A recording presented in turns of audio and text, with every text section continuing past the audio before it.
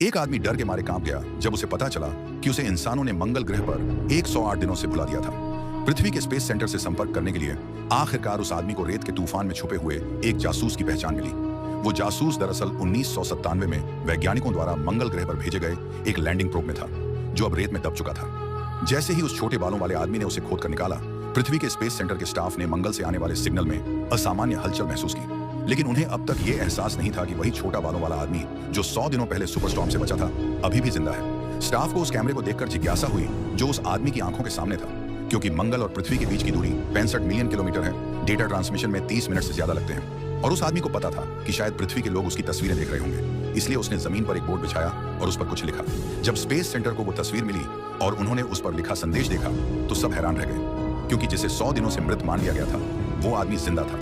यही वो पल था जब दोनों पक्षों ने 16 मिनट की देरी के साथ बातचीत शुरू की। पूरा स्पेस सेंटर उस लाइव बातचीत पर ध्यान दे रहा था, लेकिन तभी उस आदमी को एक बुरी खबर मिली। उसे मंगल पर 4 साल और रहना होगा, जब तक कि अगला स्पेस मिशन उसे वापस लाने ना आ जाए। स्पेस एजेंसी ने फैसला किया कि सबसे पहले रॉकेट बनाए जाएंगे ताकि उस आदमी को सप्लाई भेजी जा सके, लेकिन इसमें 1 साल लगने वाला था। सौभाग्य से उस आदमी ने मंगल पर फसल उगाने में सफलता पाई थी, जिससे खाने की कमी थोड़े समय के लिए हल हो गई। लेकिन यह खुशी ज्यादा दिन नहीं चली।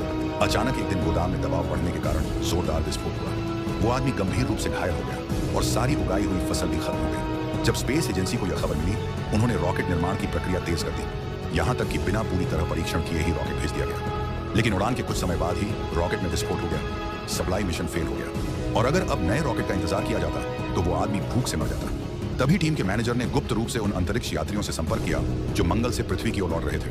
उन्हें बताया गया कि वह आदमी अब भी जिंदा है और जब यह खबर कप्तान और बाकी क्रू को मिली तो उन्होंने वापस मंगल जाने का फैसला किया। भले ही इसका मतलब था कि वे सब अंतरिक्ष में मर सकते हैं। वैज्ञानिकों ने गणना की, ईंधन की कमी की वजह से मंगल की कक्षा में स्पेसक्राफ्ट को लाना संभव था, लेकिन उस आदमी को मंगल की जमीन से स्पेसक्राफ्ट तक पहुंचना होगा। इसके लिए उसे वहां मौजूद स्पेस शटल का इस्तेमाल करना था, लेकिन इसे उड़ाने के लिए उसका वजन सिर्फ 5000 किलो होना चाहिए था। उसने शटल के दरवाजे और ढाल तक हटा दिए ताकि वजन कम हो सके। यह असंभव सा लगने वाला मिशन था, लेकिन यही एकमात्र रास्ता था जिससे वह मंगल से बाहर जा सकता था। पूरी दुनिया की निगाहों में और अपने साथियों की मदद से जो समय और दूरी पार कर फिर से मंगल तक आए, वो छोटा बालों वाला आदमी डेक पर बैठा एक अधूरा स्पेसक्राफ्ट लेकर अंतरिक्ष में उड़ान भरता है ताकि अंतरिक्ष में मौजूद स्पेसशिप से जुड़ सके, एक असंभव मिशन को पूरा करने के लिए।